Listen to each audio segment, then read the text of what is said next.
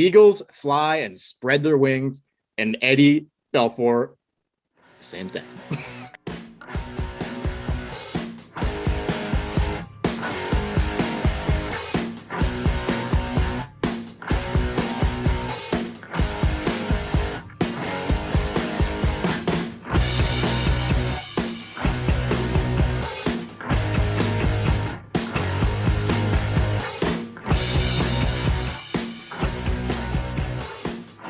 Welcome to episode 109 of the Tip In Maple Leafs podcast. On tonight's podcast, we're going to talk slow starts, sloppy seconds.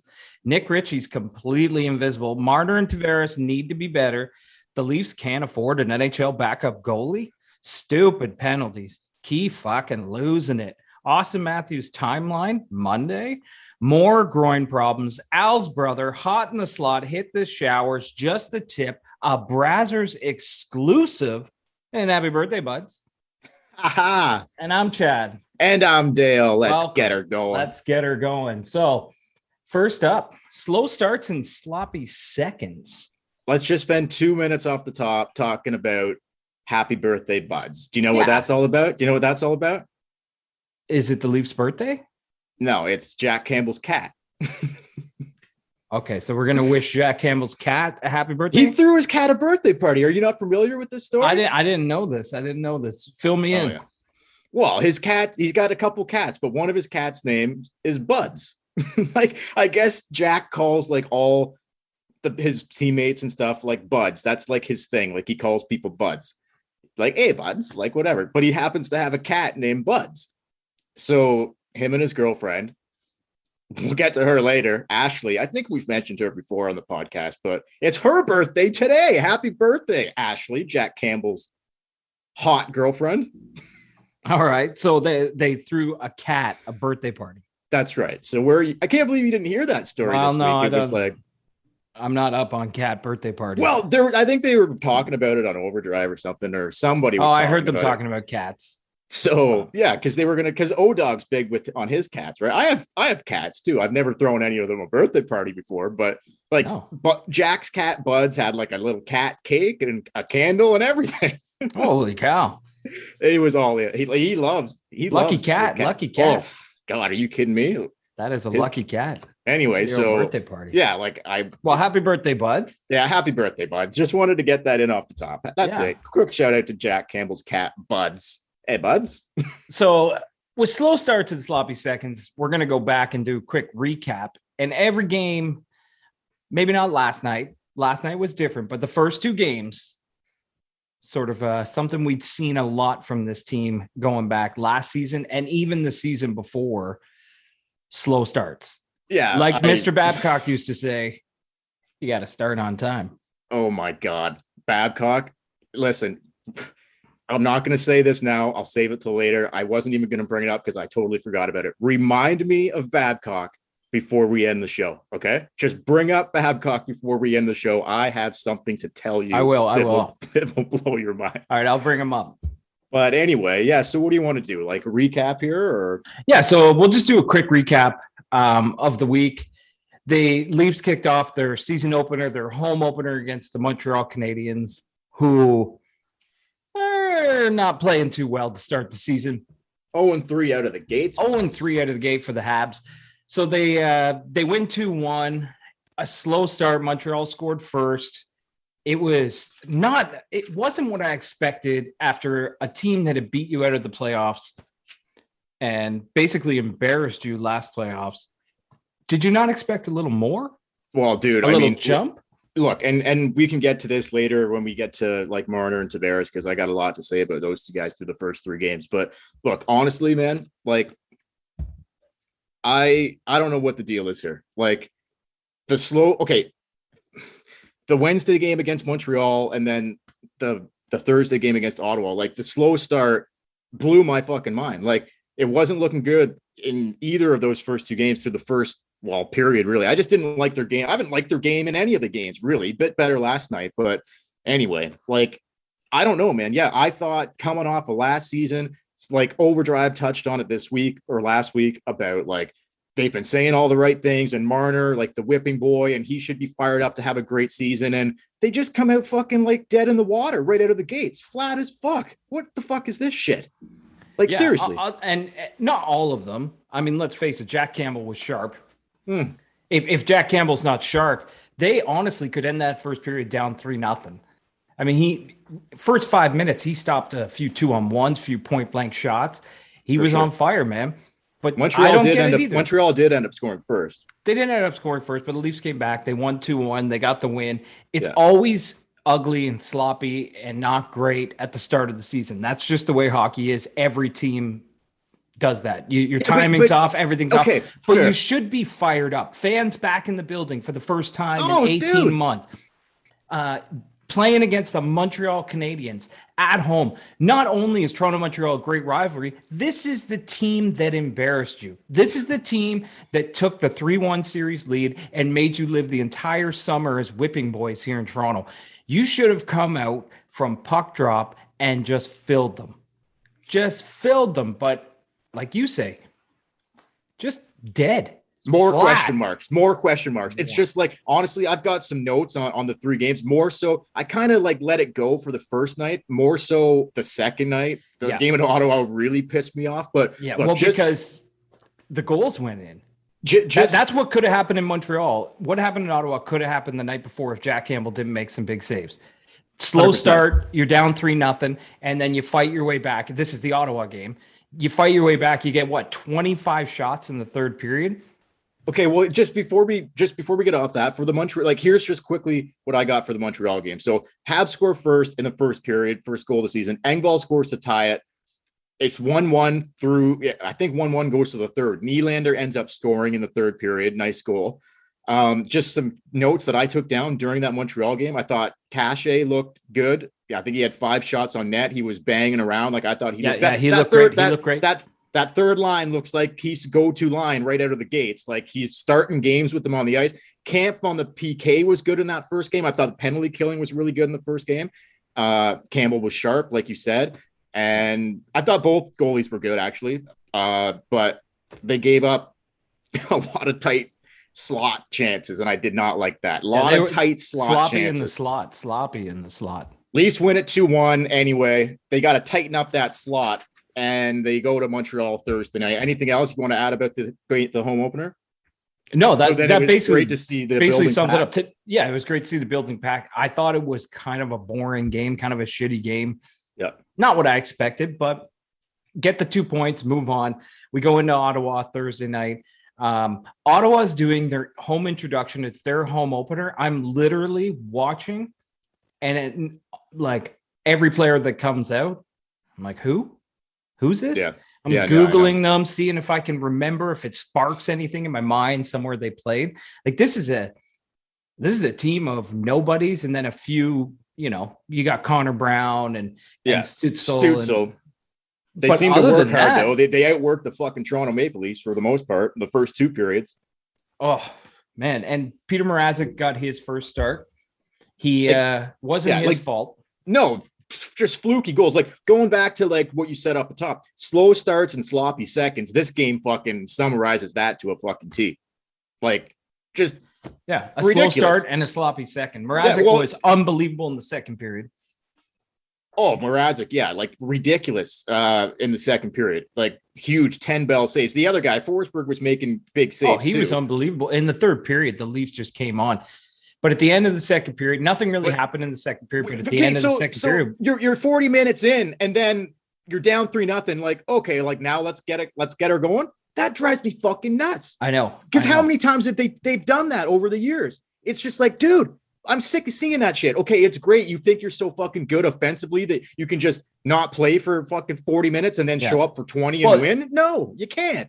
Sometimes you can, but O-Dog said it on Overdrive that sometimes high-skilled players have the tendency to not take nights off completely, but be like, we'll get our chances and we'll score in the power play, and we don't really have to work that hard. But like you say, Ottawa was ready to go.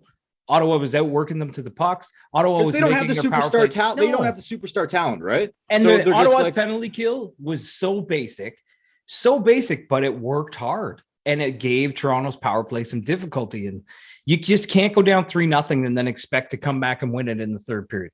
Dude, I was like, I let 2 points slip away. A lot of, like, they showed up, but like there was a better effort in the third, because I had some points down here where I was getting ready. Like, I was getting ready. I know I don't want to jump like all negative. You know, they're 2-1 start. It's early in the season. You know, it's okay here. But I was like, oh man, like if this game is a sign of how this team's going to play, we're in for some serious fucking trouble here.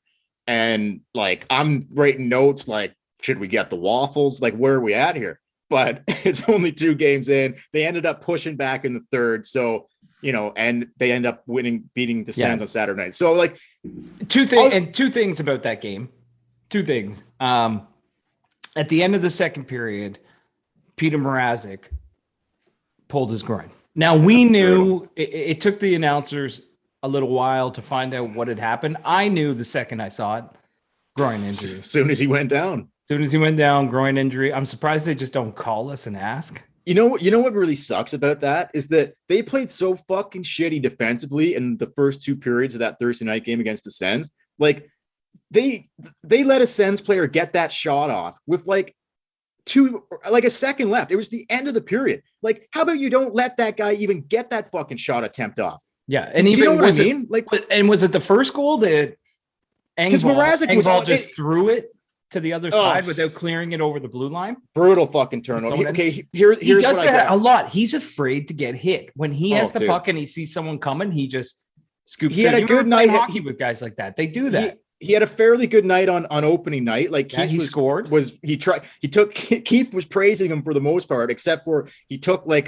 from his own blue line shot at the empty net to get another goal, and Keith didn't like that. But he gave him a pass. Because he gave them a face off. I know, brutal, but okay. Anyway, here's what I got. Brutal play at the blue line by Engvall. But then Engvall, this is inconsistent. Like, he can't follow it up, right? So he creates a brutal. Here's what I got for the Sens game Thursday night. Engvall, brutal turnover. I think it was Chris Tierney or whatever his name is. That was the kick in goal to make it 1-0. He kind of like had his foot angled, and like, I'm just like, okay, here we go. This is how how this game's gonna fucking be. Great. Sens end up getting a power play goal late in the first. They got 2 late goals in the first. Hit Ennis in the chest. Like 3 different fucking things, went in 2-0. And then with 1 second left on the clock in the fucking first period, Mete scores off another fucking least turnover. I think it fucking was Nick Ritchie. We'll get to him fucking big time. Yeah, I don't understand with that little time, with literally seconds left on the clock, why you don't just skate the puck behind your own net? Why are you trying to go forward with it with a player on you and basically coughed it up? 3-0. Like, that was the game-winning goal. I made little stars to like make sure I say after that first period, my thoughts are, what a total clusterfuck. What a complete fucking clusterfuck. They are not organized. They're defensive. Like, the way they're playing defensively is shit. The forwards aren't bringing anything. I'm just like, what the fuck is this? Like, what is this? I know it's early, but I'm like, this is fucking crazy. Anyway, brutal. Leafs get an early power play in the second period. 0 shots on net. That's great. And then I think they took I don't know. There was a lot of, again, going back terrible calls. Going back to like tight slot. This was very loose. A lot of brutal play in their own end. They were giving up like point blank shots against Mrazek all over the place. Like you said earlier, Mrazek stood on his fucking head in the second period after 3 fluky goals. Really, in the first period, he could have packed it in and been like, "Fuck this." Oh, dude, he was making $10 all second period. And then, like, there you go. I thought he stood on his head. Like I said, the other goalie was good too. Forsberg pulls his groin. 2 games in. 2 fucking games in the season. Didn't Campbell fucking pull his groin in the first game he played last season? I'm pretty sure he did. He did, yeah. So, like, deja fucking. We talked about if we see Hutch, we're in trouble. That was last season. Guess who's at practice? Guess who's going to be on the bench tomorrow night? Tomorrow morning, pregamer. Hutch is back. They got a back-to-back at the end of the week. Guess who's going to be starting one of those fucking games? Yeah. We should just stop worrying about it and just predict that Hutch will play in the first month. Dude, I remember when we were doing like a couple podcasts ago, I'm like, what's the over under on a Hutch sighting in the first, like, whatever, 2 weeks? Probably pretty good. Here we are. Like, I'm like, I couldn't believe it. 2 games in, I'm like, I can't believe this. Like, why can't anything go right for these fucking guys? I know. Mrazek I know they were losing the game, but he was looking good. So let's talk about one other thing in the Ottawa game. And this was throughout the whole game, but I'm going to pinpoint one play in particular with a minute and change left. Leafs have the empty net. They give up the puck at the blue line. John Tavares skates back, lifts Connor Brown's stick, what I thought was just a stick lift. He gets called for the hook. Just one of many terrible calls that night. Like, you couldn't find any hockey analyst that called that a hook.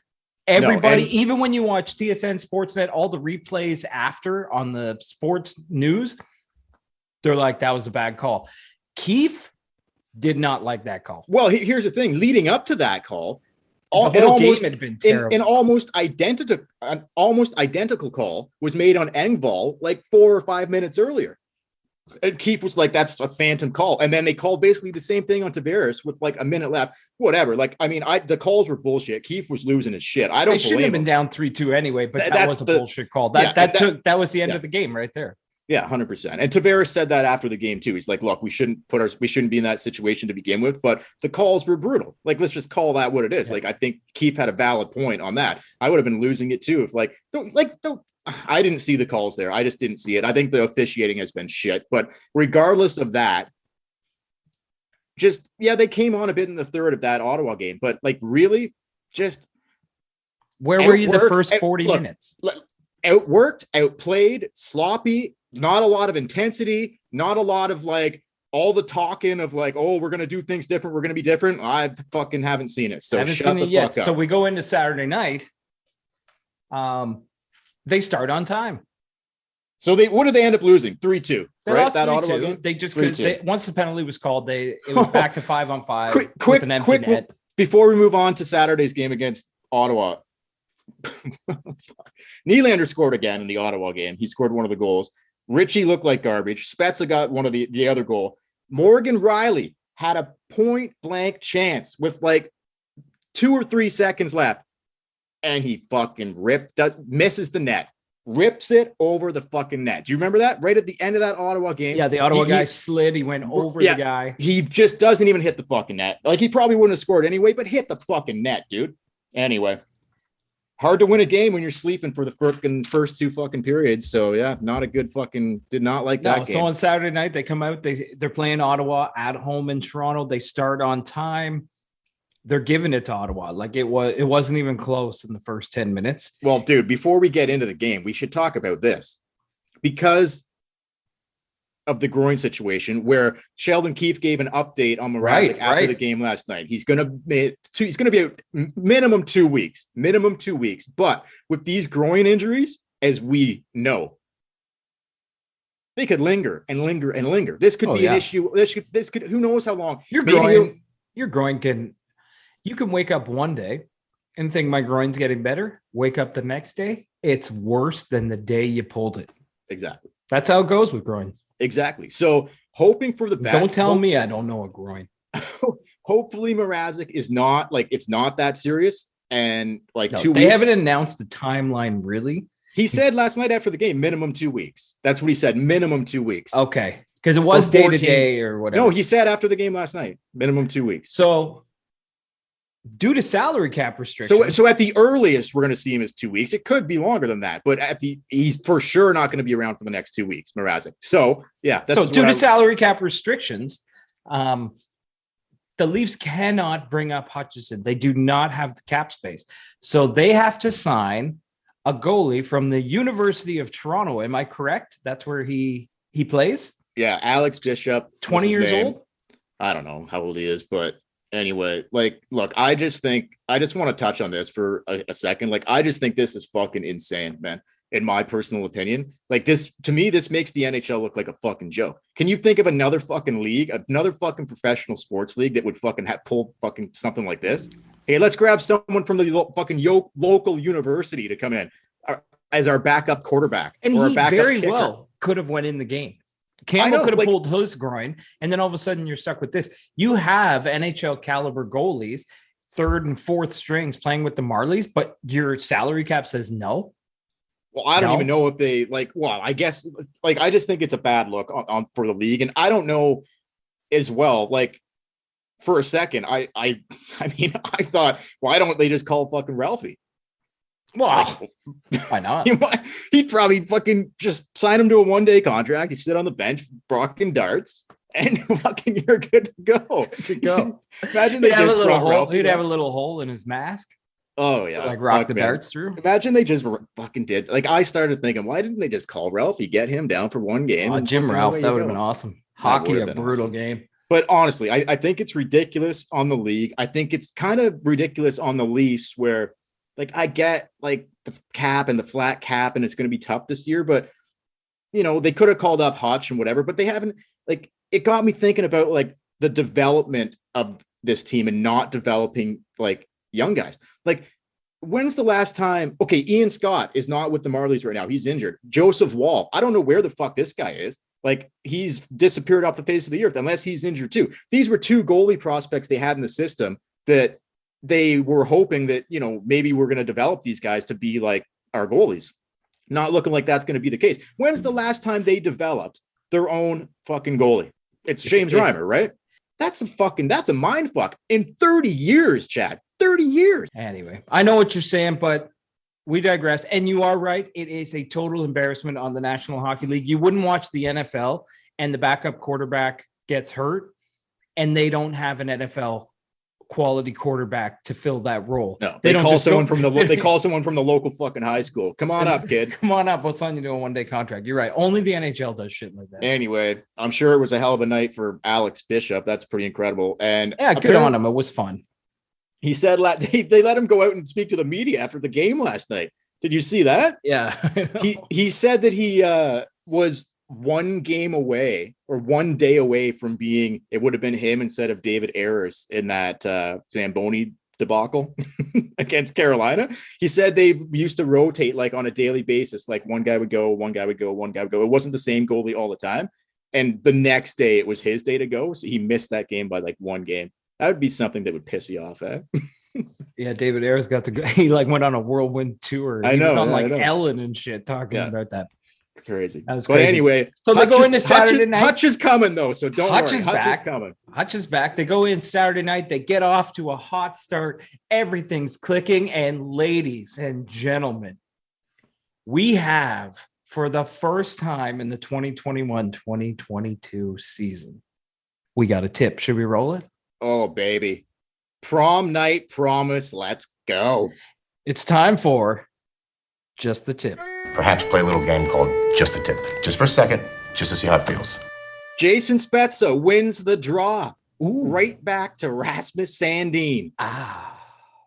Gives a little ditsy doodle. He sees who's in front of the net. It's the Wayne train. Boom. Someone not... This guy has seen a tip or two. That's right. This isn't a rookie. No. Right in front of the net. Here we go. Little shot pass. Wayne train tip right in the net. Just the tip. First of the season. Wayne Simmonds. It's a Wayne train tip. Yeah. Just a very locomotive. Very old-fashioned missionary style. Baby. Very old-fashioned missionary style tip. Hard, fast, in between the legs. Like a big old choo-choo train rolling down the tracks. Yeah. Right? Tipping it right into the net.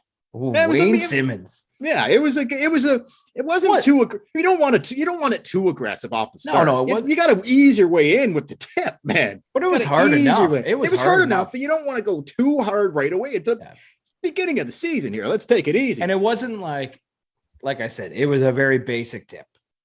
He didn't jump in the air. He didn't get his stick way out to a place it's never been before. You know what that tip was, Chad? That tip had written all over it I've done this 1,000 times, boys. Yeah.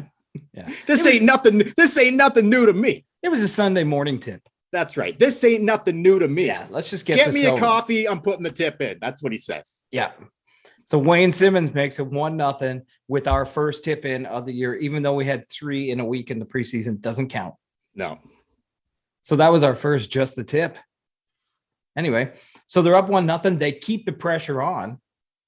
Take it away.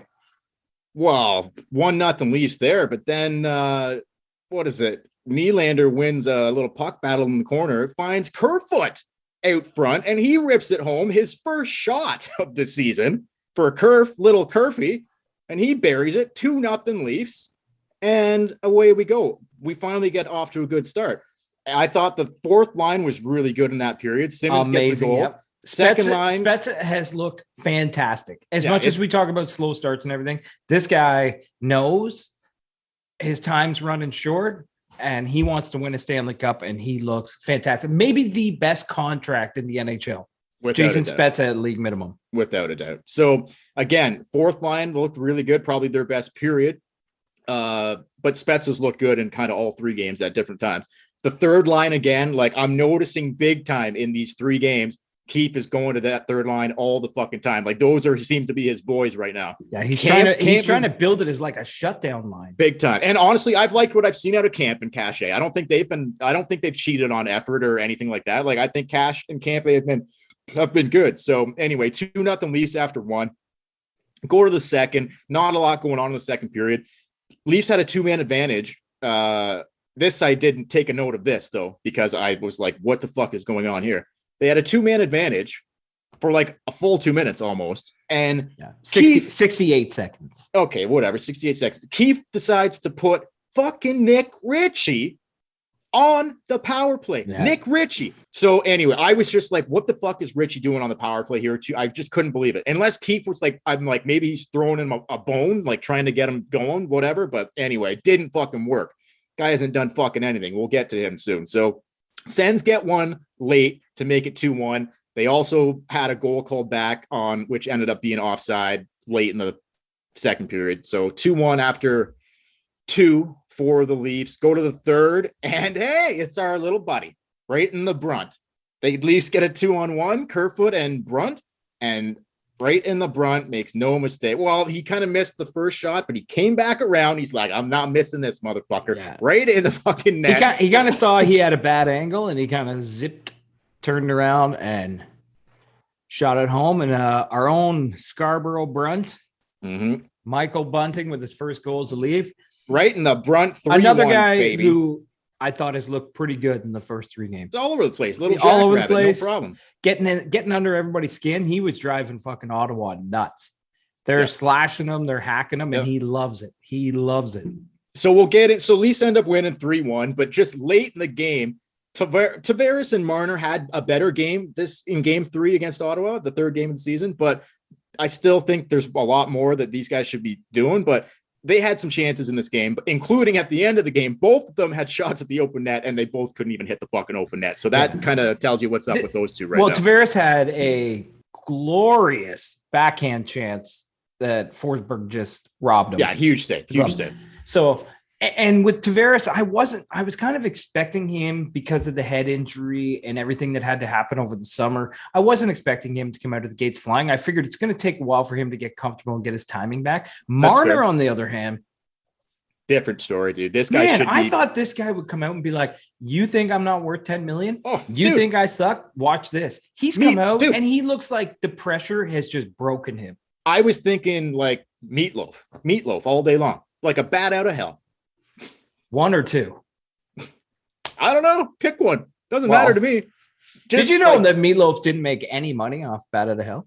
The contract that he signed with his record company gave him like almost no money off singles or record sales or anything. The only way he made money was touring, and he barely got any ticket sales. So he lived off of t-shirt sales and shit like that.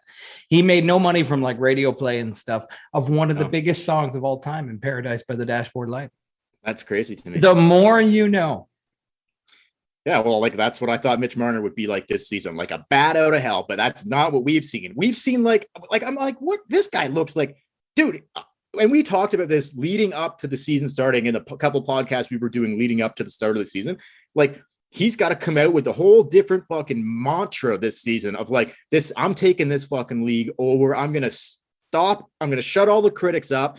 This is, I'm going to show everybody what's up. I'm going to show everybody what I really am. Well, this is a scary fucking start for me from this guy. Like, And what is going on here? It's funny. We're watching the game last night, and my wife says to me about Marner.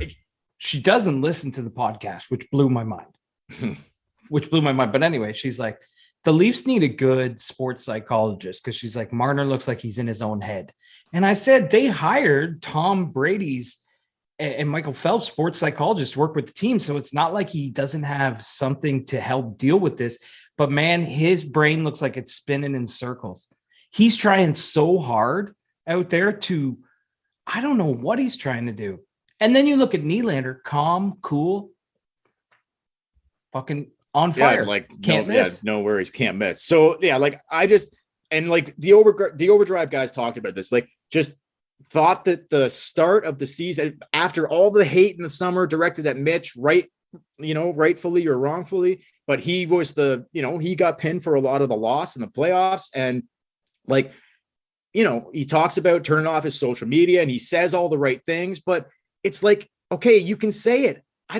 We don't care about what you're fucking saying. Yeah, when exactly. It's fucking 7 o'clock, when it's 7 o'clock and the puck drops, you look the fucking same. You don't look any different. I'm just like, I don't want to give up on this guy, but I have not. And I know it's early. It's only 3 games. He could come out tomorrow night and pop fucking 3. Wouldn't surprise me. Yeah, he could have a 5-point night or something. He could, especially with Matthews being back. But that's the other thing. He doesn't have his brother. But at $10.5 million, you should be able to drive a line yourself. Yeah, especially with John Tavares on it. Like Patty Kane didn't have his buddy fucking Taves all last year, and like he still had an incredible season on his own. When you're making 11 million bones on your own, guess what? You like it's not a dynamic duo here. You got to show up. That's great that you bring up Patrick Kane because. Do you remember when Patrick Kane had, I don't even know if it was a full off year, but he just had like an off season for a little bit. And Chicago just as bad as Toronto for putting pressure on their players and stuff. The difference was. Well, they won 3 Stanley Cups, so it's a little easier, I'd say. It's a little easier for him. Yeah, for sure. He had the playoff success, but people were writing him off to be done. And he came back the next season. Dude was killed it. He was unbelievable. And that's what I expected of Mitch Marner this year. Same. And we haven't seen that through 3 games. He might get there, but it's just discouraging that he didn't come out like Meatloaf, bat out of hell from opening night, opening puck drop. Boom. I'm taking this fucking league over. He kind of looks like the same guy. Yeah. Which is very, dude, I don't know. I honestly, will see. There's a long way to go here, but it's discouraging, is it not? It's discouraging for sure. For sure, it's discouraging. We hope that he bounces out of it. We just expect him more. And again, we're going to reiterate, it's only 3 games. Yeah. And they did get the win, 3-2. A lot of the players have looked really good. Jack Campbell's been fantastic this season. William Nylander's been fantastic. Jason Spezza has been fantastic. Michael Bunting's looked great. Kampf has looked great. Yep. Ashe's looked great. There have been some really bright. I think Sandin has been the most comfortable defenseman with the He's puck. been their best defenseman. Yeah. Through 3 games without so a fucking there doubt. are a lot of bright spots, and Marner just hasn't shone through yet. He hasn't come through the light. But before we move off of Mitch and JT, I will just say this. Through 3 games, yes, sir. Mitch Marner, 1 assist. John Tavares, 1 assist. Nick Ritchie, goose egg. Absolutely nothing on the score sheet. Not an assist, nothing. Nothing but a couple penalty minutes. Yeah, the one. This guy looks like a fucking. Oh my god! He had a couple good preseason games, and I'm like, okay, like let's see, maybe this guy, whatever. He has been fucking invisible completely to me. He hasn't done anything to help the fucking team win. He's bringing nothing. Like this is. I'm sorry, a whipping boy. He's not doing anything, dude. For $2.5 million. I'm sorry, like. He's not fucking hitting. He's not bringing any energy. He almost looks like he's dragging that line fucking down with them. That's how I'm. Did you know that was a big thing in Boston with him? That what he fucking actually sucks at playing hockey? Well, that when they got him, and like probably most teams that have gotten him, you kind of think this huge body is going to be. It's going to be a tool. He's like 6'3", 220. But he did the same thing in Boston. They're like, you get a big guy that doesn't know he's a big guy. Kind of like Pierre Engvall. Pierre-Engvall's a big body. He never uses it. Goes into the corners, whips his stick, never hits. Richie's doing the same thing, dude, man. I'm sorry. Right now, I'm looking at this and I'm thinking, Jesus fucking Big Christ. mistake. 2 years at $2.5 million. I would have right now. I'm like, and we'll see. Like maybe he'll change my mind. But right now, I'm like, I haven't seen anything out of this guy that I've liked. Literally not one fucking thing. Okay. Like I can't even pinpoint one little thing that I have liked. Not one. Well, because most of the time you don't even notice he's on the ice. Oh, because he's been invisible. But I'm thinking, Jesus fucking Christ. I right now would have absolutely given that money to Nick Foligno to stay in town than fucking this guy and have Nick Foligno miss half the season and still fucking play. Like seriously, like Nick Foligno at 50 games at 70% is better than 82, 100% Nick Ritchie games. I know what you're saying. It looks that way. So I'm like, they might have fucking really dropped the ball on this. Like, I don't know. It's 2 years, right? 2 years. Jesus fucking Christ, man. He's got to know this. There's no bigger spotlight than Toronto. What's he doing? This guy is blowing it. Like, he's shitting the bed completely. Wow. They're giving him. He's playing with the two best players on the team. Let's give him time because when Matthews gets back, things are going to change. Right now, he looks like a fucking anchor tied around the other two fucking Tavares and Marner's fucking ankles. I don't know if you noticed this, but in the Montreal game, in the two Ottawa games, not so much the Montreal game. They're not even looking for him. Like Marner's and Tavares are just, he's skating around. Maybe a puck goes off his shin or something like that, but you can tell Marner and Tavares are looking for each other and the point men. They're not even thinking about Ritchie. Not even thinking about him. And it sucks because with his big body and his size and everything, he could be kind of what Zach Hyman was. He could drive into the corner and come out with the puck, but he doesn't. See, this is the thing. 6'3", 220. What's Bunting? A buck Darcy Tucker's fucking size? Maybe even smaller? He's small, man. He's bringing you more. I know, like, even without the scoring, you notice Bunting when he's Bunting's been great. Camp's been great. Richie sucked, and like Meatloaf said, 2 out of 3 ain't bad. That's right. But, that's true. But it's not the size. This is what I'm saying. It's not the size. Like, Bunting's an energy. Bunting brings you energy. He'll finish a check. But he has, Ritchie has the size to. Bunting will get in there because he's not afraid, but Bunting doesn't really do anything. So he kind of uses it to get, like Ray Ferraro said, Ottawa called him a rat. And Ray Ferraro's like, if you get called a rat, that's a compliment. Yeah. Because Gabriel, his own teammate, called him a greasy rat. Yeah, he called him a greasy rat. And so it's just, I don't know, it's different. But with Ritchie's size, he could actually dominate. Like this guy's got like Eric Lindros size to him. He is a beast, and it's like he doesn't. So what do you think it is? What do you think it is? I don't think it's mental, man. I meant like smarts. Oh, it's smarts. He doesn't. No. He's not a smart player. No, and I think that's just who he is. If you go back and read NESN articles about Boston Bruins last year, and everything written about Nick Ritchie will say the exact same thing. What is he doing? And then you go back to like after he was drafted. I think we can put the whole thing to rest, Mr. Don Cherry, that the Leafs did okay drafted Nylander instead of Nick Ritchie. Oh my God, it's not even fucking close. It's not even remotely fucking close. Like it's literally not even close. No, Nylander's 100 times the player that Nick Ritchie is. Anyway, look, we show us something this week, please. Like, I don't know what this guy's waiting for or what the fuck is going on, but my God, if this is what we're getting out of this guy, if this is it, holy hell. Jeez. Like, did they continue to give him a look up there when Matthews come? And we'll move to Matthews next year. But like, yeah, I think so. Matthews, just to sum it up, Leafs go 2-1. They end up beating the Ottawa Senators. Yeah. So we go on.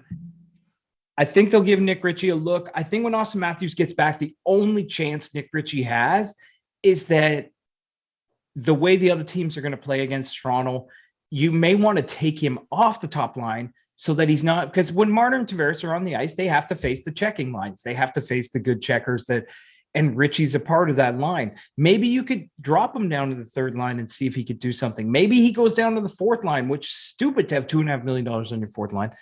Maybe you've got to do something to just get him going, get his confidence up. I don't know. And we'll see. My last thing on Ritchie here is that, and I'm being dead serious when I say this, $2.5 million. We got a guy playing for the Marlies who's just as big, making $750,000, I think, and Curtis Gabriel. tell me which guy you'd rather have after what we've seen in the first 3 games. I guarantee you Gabriel wouldn't fucking be dogging it like Nick Ritchie. Well, I can tell you something. Curtis I'm not Gabriel, saying playing on the top on the line. third line. Well, that's just it. I'm saying like not, a guy I'm not like saying, Bunting could go up to the first. Sorry, don't get me wrong. I'm not saying playing Gabriel where Ritchie is playing, but he could give you more. Oh fuck yeah, man! Yeah, man. Of course. Yeah. Anyway, speaking of Austin Matthews, Austin the NHL Matthews is reporting as of right now. We're recording this Sunday night. Austin Matthews will make his season debut tomorrow night against the New York Rangers. So 34 and his wicked stick are going to be shining. And I cannot wait. There is nothing that excites me more than watching this guy play hockey. Yeah, me too. I fucking love it. There's Connor McDavid, there's Nate McKinnon, and Austin Matthews is right up there with one of the most exciting people to watch play hockey. Unbelievable. So it's not a game time like he's decision, anything, like he's playing tomorrow night against the Rangers. 100%. NHL.com is reporting that. I haven't heard anything official from the Toronto Maple Leafs, but NHL.com usually doesn't fuck around. Okay. So he should. He said he was going to miss the first 3 games. He missed the first 3 games.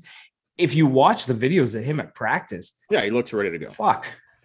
He's ready, man. He's ready. So we're going to get a little taste of mustache and the wicked stick tomorrow night. That's exciting. Wait. Yeah, that's exciting to have him back. Who comes out? It's an easy one, right? Yeah, Nick Ritchie. Well, it should be, but probably Amadio, right? He hasn't done much. But then who drops down to the? Okay, so here we go then. So someone's dropping down.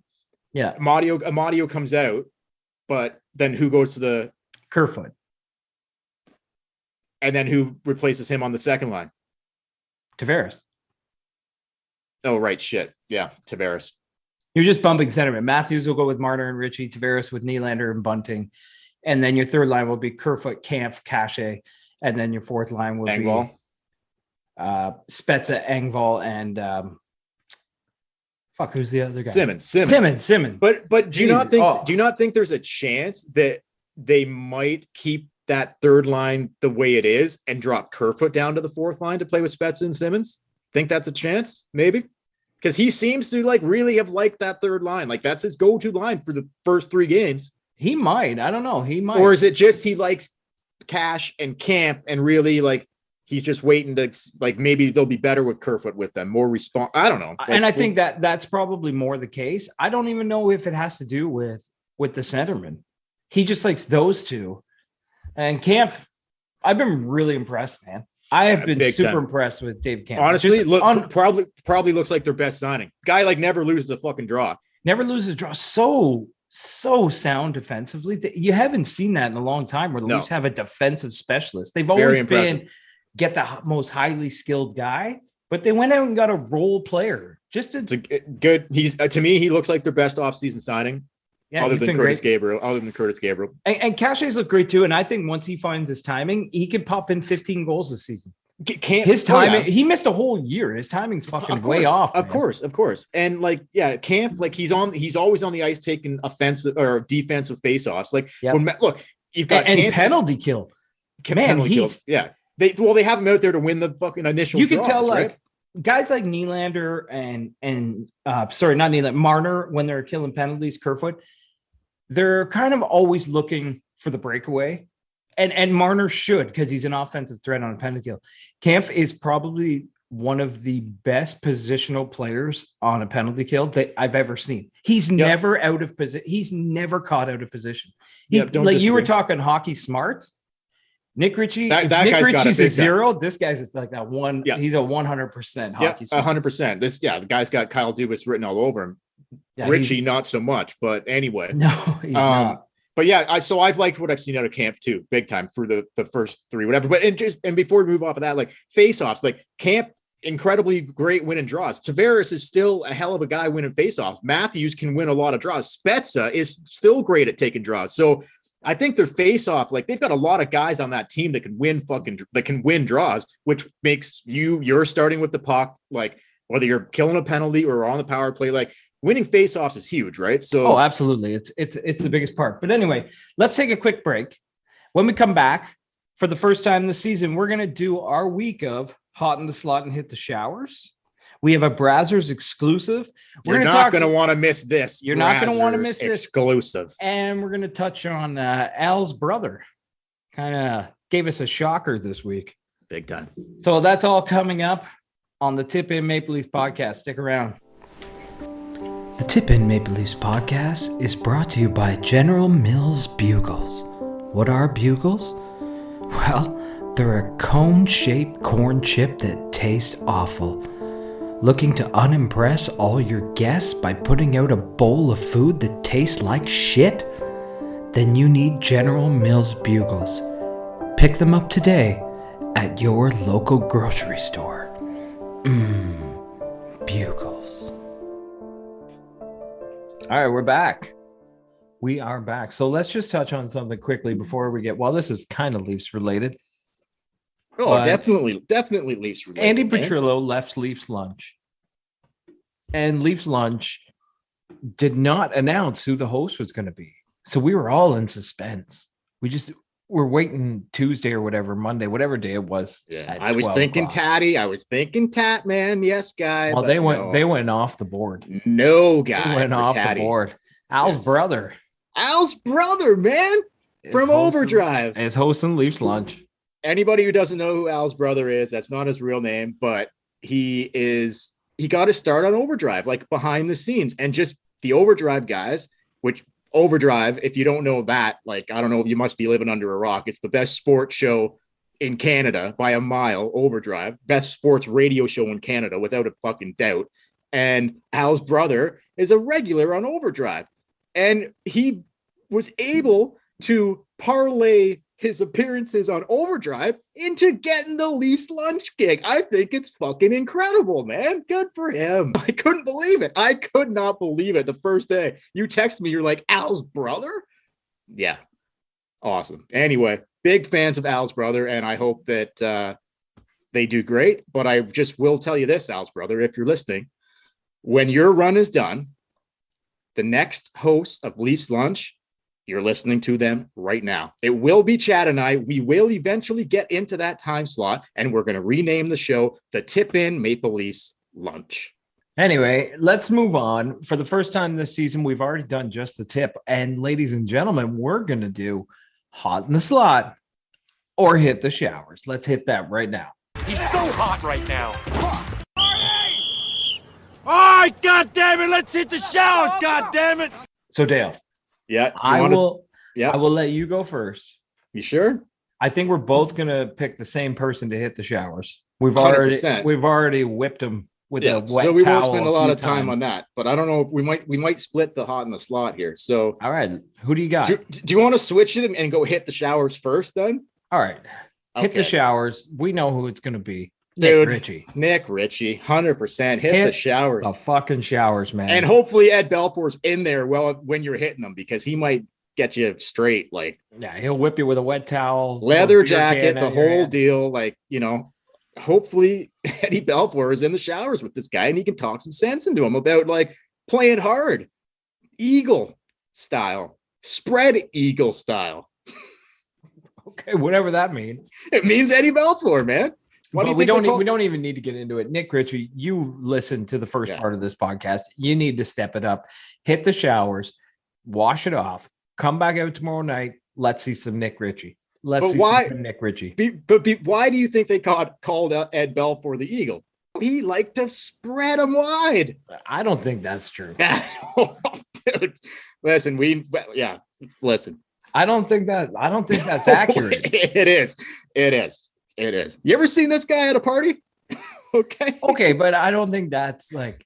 I think Eddie the Eagle just kind of, Eagles fly and spread their wings, and Eddie Belfour, same thing. Okay, all right. I guess Hot in the Slot. I guess that's a true story. Who do you got for Hot in the Slot? 3 games in. You want me to go? You want me to go 3 first? games in. All right.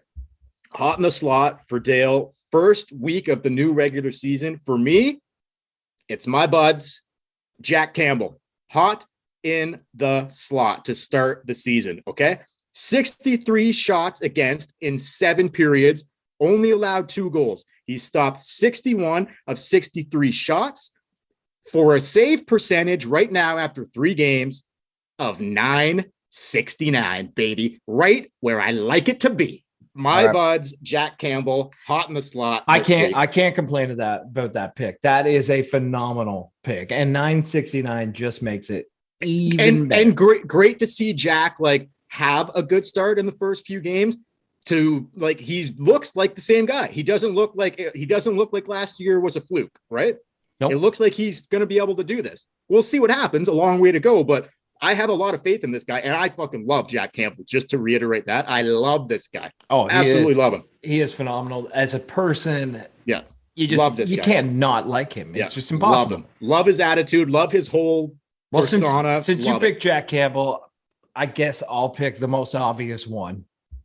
Number 88, William Nylander has Willie been. Styles. If we go back to last playoffs, this guy, 5 goals in 7 games in the Montreal series, rolls into this year. He's got 2 goals, 2 assists, 4 points in 3 games. Yep. He's a game breaker. He looks good out there every time he touches the puck. He's skating. He's flying. He's got a mustache. His hair looks fantastic. William Nylander, you are so hot in the slot right now. Exactly. What's not to like about that? No. Like a couple hot buds in the slot right there. Hot in the slot. Buds. First edition of the new season, hot in the slot. Hit the showers. We just got a couple more things before we wrap up the podcast. We do have, these are not hockey related things, but we have a Brazzers exclusive to bring to you. Brazzers has sent this down the wire to us. This is hot off the press. Okay. The one and only Dale's future girlfriend, Angela White, is now exclusively Brazzers only. Brazzers only, Angela White. And if you don't know who that is, get on the Google searching right now. Angela White signs an exclusive deal with Brazzers. She will only be doing content with Brazzers. And Brazzers, the tip-in. And the tip-in. Brazzers.com, baby. There's nothing like it. That was exciting news. Anyway, Toronto Marlies. It's been a few seasons now, or I don't think we did it a lot last year because, well, I don't think they played, did they? I don't think they played last year. But we haven't been doing a lot of Marlies updates, COVID and all that shit. But we used to be like, you're the Marlies guy. Yeah, I'm the Marlies guy. I like to know who's coming and all that. That's what she said. So give us the breakdown of what's happened so far in the Toronto Marlies season. Okay, well, they've only played 2 games, Saturday and Sunday. They had a 5-1 win on Saturday. Epic performance. Ho-Sang looked incredible. 2 goals, beautiful goals. Robertson looked good. He had 2 points as well. Both of them looked incredible. They won 5-1. They beat the Manitoba Moose. I think the AHL they've got an all-Canadian division going this year. Did you know that? I didn't know that, but it makes sense. It makes sense. I think that's what they're doing anyway. So anyway, they played the Moose again today, and they got whooped 5-0. But disturbing news coming out of today's game is that Nick Robertson fell awkwardly on his leg, had to be helped off the ice, could not put any weight on his leg. This happened in the second period, I believe. So here we go again. Marley's second game of the season. The kid, there has been no further update on Robertson's, whether it was his ankle, his leg, or his knee or his ankle, or whatever it could have been. Hopefully it's not that serious, but it did not look good. The way that when you see a guy and there's no weight going down and there's 2 guys helping him off the ice, that's not a good situation, right? No, that's not good. That's not good at all. Well, all the best to Nick Robertson. Hopefully that's not the case because we may need him. And Chad, he suffered an injury. I don't know if it was his leg or something else. And it was literally, knee, wasn't it? It was like the second game or first game. It might have been like that he played last year. Yeah. That kept him out for. So this fucking guy now is turning into like what is going on? Yeah, injury prone. But Dargachintsev looks good. He looks really good actually. And Ho-Sang, I mean, how long? If Ho-Sang starts he didn't play today. I don't know why. I think they were just whatever, like giving a different look as it was back to back. But he looked great in the first game, Ho-Sang. If he continues to bury, like if he's putting 2 in a game or 1 in a game, and he's like how long till this guy's up with the big boys? I say not too long. Oh, it can't be that long. It can't. Josh Ho-Sang is not an AHL player. He is an NHL player every day of the week. I'm real high on Josh Ho-Sang. You know that. Anyway, so a couple quick things before we go. Did you happen to see that they're doing? Do you got anything? You got anything? I'm following. I'm following your list here. Okay. Did you see that they're doing a spin-off of that 70s show No. about the 90s? Is it Eric Foreman and Donna's kids? I don't know, but it's about the 90s. So That would be 90s awesome. show? I don't know if that's what they're going to call it, but it's going to be a spin-off of that 70s show. I think by the creators, the same people. So Who was the guy with the sunglasses and the curly hair? Oh fuck! What was his name on the show? Hyde? No, not Hyde. Hyde. Yeah, Hyde. Was it Hyde? Yeah. Okay. Yeah. He definitely will not be on the show. No, he will not have anything to do with it. But I could see Eric and Donna being you could have Kitty and you could have Kutcher and Mila Kunis back. Oh, that's on there. true. They can be on there. They would be the sex couple from Next Door. Remember Donna's parents? Yeah. Oh yeah, that would be incredible. That would be what was her mom's name? Oh, I can't remember, but that was like the best part of that show. Yeah, the guy who was always Bob and Midge. Yeah. So would you not think a lot of it would be surrounded by music? Like music was huge in the 90s, right? Yeah, like, music was huge in the 70s. It didn't really play a whole grunge. part. I guess that's true. It's more it'll be about like what life was like as a 90s kid, right? Yeah. Like they'll probably make fun of checking your email on dial-up internet and things that we had to live through in the 90s. Hopefully, it should be interesting. Hopefully Fez and all the cast come back except Hyde. But anyway, no, for sure. We got other than this, the 70s show reboot. Yeah, I just think that'll be interesting. Like if whatever, to see how that goes, a show about the 90s, because like we grew up in the 90s, right? So it'll be interesting to see. It's just like how our parents liked watching the 70s show, because it reminded them of them when they were teenagers, and now we'll look at it and be like, oh, I remember that. Look, we'll go out on this. This is something. Mike Babcock. Yeah, this scared the hell out of me. Now look, what I'm about to tell you, okay, podcast listeners and Chad, what I'm about to tell you is 100% true. I am not making this up. This actually happened, and I'm a little scared to share it, but I just felt like I don't know. I have to share it. On Friday night, 2 nights ago, I ended up like this. This was so weird, man. I had a dream. This is so weird. Like I haven't really been thinking that much about Mike Babcock, but Mike Babcock's bullshit must just be so fucking like deep in my brain of all the fucking his puns and just crazy shit that I don't think I've ever had a dream with Mike Babcock in it before. But here we are. I have a dream of Mike Babcock's in it on Friday night, and Mrs. Babcock is in the dream. Okay, it's Mike Babcock, Mrs. Babcock. I'm not sure what exactly is going on. It's very weird. I've never dreamed of Mike Babcock before. We're at some type of function. I'm there. Babcock's there. The wife's there. His wife's there. There's other people there as well. Whatever.